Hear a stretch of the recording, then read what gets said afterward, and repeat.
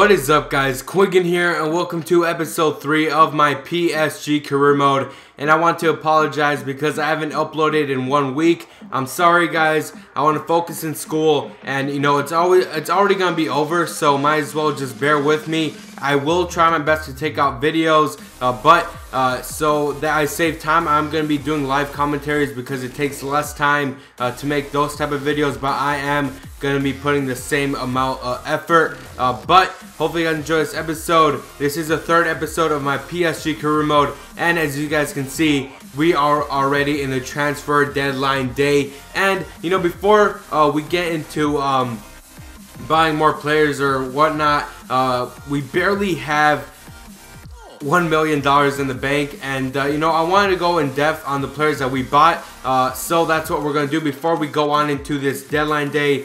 So let's go on and see which players we've bought for what amount of money. Alright, guys, so the first player we do start off with is Dani Alves. He recently arrived from FC Barcelona for $17 million. We just splashed the cash, gave him $17 million, and now we have Dani Alves. Now we move on to Elakim Mangala. He recently arrived from FC Porto for $20 million, and we also offered them Alex. So in my opinion, that was a pretty decent offer there. Alex by himself, he was around $8 million, so that was a pretty decent trade there, plus a good amount of cash. Now we move on to the left back, Alexander. We got him from FC Porto. We had him in the Man U career mode. I love the way this guy played, and we got him for $14 million, and we offered them Maxwell. As we all know, Maxwell is going to the World Cup. I don't know how he made it. Felipe Luis was much better in my opinion, but we have Alexander in our team, and I was thinking of bringing up Felipe Luis to our team because he's a great defender. He is so freaking good, and I love the way Atletico plays. But we move on to Paul Pogba. We got this guy from Juventus, 20 years of age, and we bought him for $37.5 million. PSG has so much freaking money. And you know, Pogba, he is a real link in real life, so we bought him a very good midfielder. We also had him in the Man U career mode, and another one, Oshkad. We got him for $51 million from Chelsea. I love the way this guy plays. He has great pace, great passing, beautiful shooting, and overall a very good player. Another player that we got from the Barclays Premier League is my man Luis Nani. I used to love this guy back then. I still love him now, but Jesus Christ, what happened to you, Nani? We got him for $20 million from Manchester United, which is a bargain because he's an 83 rated 26-year-old right mid with 5-star skill moves. And I'm thinking of replacing Lavezzi with Nani because Nani is so much better. He does not have that much, he's not as fast as Lavezzi, but this guy has beautiful shooting and great 5-star skill moves, and it was worth $20 million. You know, he is a great player. Hopefully he can get better in real life, but in this game he is such a beast. Alright, guys, someone I didn't show you guys too is my Greek brother Stefano Scapino. This guy is a beautiful player. He's still young, 18 years old, 72 rated goalkeeper, and we got him from Panathinaikos from the Greek League for $1.6 million, and douches. We've traded the hell out of him because you guys told me in the comments down below to get a younger goalkeeper. You know, Marc-Andre Stegen, Courtois, man, Jesus Christ, those guys cost so much, and I was running low on money, so I decided to get a good player that is young, has a good overall, and I decided to get this Greek brother Stefano Scapino. Malaka, I freaking love this guy. But we also move on to the next player. Alright, this is the next player that we got. His name is Yacine Benzia, and this guy reminds me so much of Benzema. He even has the hairstyle of Karim Benzema, but he's a 66 rated striker, 18 years of age. We got him from Olympique Lyon for $2 million, and we offered Maurice, which is an old striker that we had. A complete bargain. This guy's gonna be a great player in the future, and he even came from the same club that Benzema came from. So that, in my opinion, was a great transfer to come to PSG, and he is linked to PSG in real life. And most of these offers I made are for players that are coming to PSG in the near future. But we move on to one of the right backs we bought from Sporting. His name is Cedric. I got him in the Man U career mode, but as you guys know, it ended, and we got him for $3 million, and we added Gillette. So I guess that was a great great signing for us. He's 75 rated, 22 years of age, and he is around the same overall as Gillette, but he is much younger and he's gonna actually grow unlike Gillette. But I think that's all the players that we bought in this season. Tell me what you guys think about it in the comments down below. We barely have $1 million in the bank. Those are all the players we bought. Hopefully they do well in our team, but our team is beefed up, but that means that there is lots of depth, and that means that we can, you know, switch around players, switch around formations when we come to cup games. But let's move on and see if we get any more offers. You know, I don't want to sell any players because all of them, I want them to stay. They're all great players, and $0 spent in the first deadline day. But I'm going to get to you guys when offer actually comes, or when the whole thing ends. So let's get right into it. Alright guys, so there are 3 hours left, and one of the latest deals is that Luis Suarez is going to Bayern Munich for $64.5 million. That is a lot of cash, and Luis Suarez is an exceptional great striker. I think he is kind of underrated, but at sometimes I do think he's overrated. I don't even know. Luis Suarez is a decent striker, one of his best in our time, but he does go to Bayern for $64.5 million. So that is a lot of money. And Adebayor is going to Yeye for 14.5. There is 1 hour left, and people are still buying players, but we made it to the last hour, and the transfer deadline day is over. So now let's go to the office. They tell us that the deadline day is over, and that $115 million were spent on this day. That is a lot of freaking money, to say the least. That's just too much money poured into FIFA's pocket. Alright guys, so we move on, and we're going to be facing this team called Angers or Angers. I really don't know how to say their name, in the Copa de Ligue. So we're going to face them, we're going to switch up our squad, and we're going to get into the game. Alright guys, so these are the changes I made. We put Capino as the goalkeeper, and we put in Cedric as a right back. We kept Mangala there, but we paired him up with Marquinhos. I am going to change the captain right now. Digne, we put him as a left back. Verratti as a center defensive mid, and he's going down. His form's going down because I don't play him that much. But, you know, once we get more games packed in the week, I am going to be putting him to play. We put Rabiot as the center mid, and Javier Pastore. You know, he is a great player, but if his pace was a little higher, I would put him to play a little more. We put Cavani as a striker, Lucas as a right wing, and Lavezzi as the left wing. So that's the squad that we're going to use in today's game versus this team, and hopefully we do well and score a bunch of goals on them. But let's get into the game. There we go. We open it up for Lavezzi. Lavezzi has the ball now. Let's see what the Uruguayan can do. He leaves it for Rabiot. Rabiot with the shot, and he makes it 1-0 in the 16th minute. A beautiful play from PSG. They open up the defense, leave it back there for Rabiot, and Rabiot with a beautiful shot. We make it 1-0.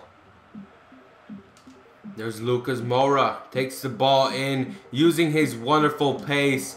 Hopefully he can get selected for the Brazilian national team in this career mode. But there's Lucas Moura. He whips one in, and that goes in the hands of the goalkeeper. We are playing a lot better than in the previous games. We're playing a little bit more tactical. We're keeping the ball, not trying to get on the counter that much. And Rabiot's having a fantastic game. We're already 30 minutes in, and our team is flowing greatly. But we continue on in this game, and let's see if we can do any more damage. Cavani wins it back. Beautiful strength from the Uruguayan. He centers one in. Who's there? Lucas Moura there. He shoots it. The defender gets in the way. And another close chance from Paris Saint-Germain. We leave it to Cedric. Cedric has it. Beautiful control from the Portuguese man. But that is all she wrote. There we go. Digne leaves it for Pastore. Pastore with the center. Cavani's there with a big head. And that is 2-0. A play that was started by Lucas Digne. And, whoa, that is actually Rabiot. They look exactly the same. Sorry about that. It was actually Rabiot who is the one that heads it in. Pastore with the center.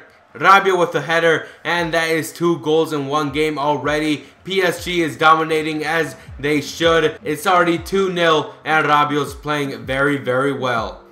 Here we go once again, going on the counter. Lavezzi with the ball. The one that won it was Pastore. Pastore whips another one in. There's Lucas Moura with the header, hits off the post. And another close chance. Alright, so the first half is over. We are winning 2-0. And that's the problem about doing live commentaries. I mess up the names. I thought it was Cavani who headed it in for the second goal, but it was actually Rabiot. So Rabiot with 2 goals. We're winning 2-0 versus Angers. And if you guys could comment down below how to say that team's name, please do so. But we are up 2-0 before the second half. There's Verratti, sees an open spot for Pastore. Pastore is there. There's the Rabona, and who is that? Oh, Verratti. I think that was Verratti with the shot. No, it was actually Lavezzi. Beautiful, beautiful play. The Rabona for Lavezzi, and the goalkeeper with a big boy save.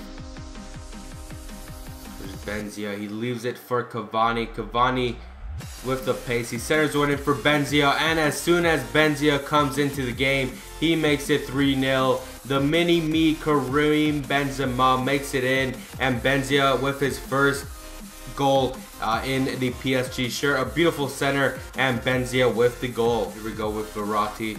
Verratti to Cedric. Cedric with the feint. There's a shot from the right back, and he makes it 4-0, deflected off the opposing team's defender, and it makes its way into the back of the net. Cedric makes it 4-0, and he is everyone's doing a great job in today's game, but we are up 4-0. The referee blows the whistle. The 90 minutes are up, and PSG wins 4-0. A wonderful game from everyone. The defense was great. The midfield was doing so well to work together. The offense was off the charts, and we win the game 4-0. And Rabiot with 2 goals, and he is actually surprising me. He did a great job in today's game, and I'm changing my mind of, you know, putting him into regular games, because this was a spectacular performance from the Frenchman. But we are going to move on into the second game of this episode.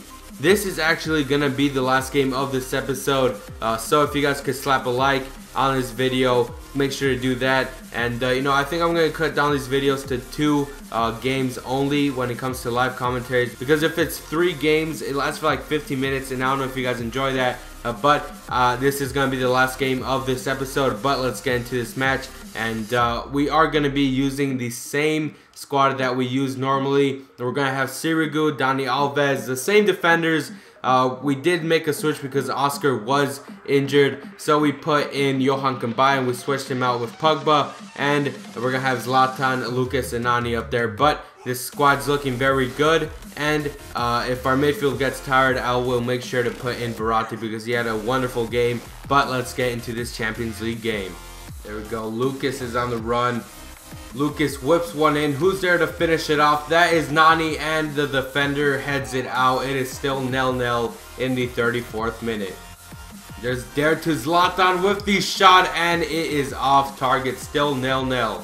There's Cabaye. Opens up for Matuidi, and Matuidi opens up the score sheet. It is 1-0. We open up the defense. They left a huge gap in the middle, and Matuidi makes it 1-0.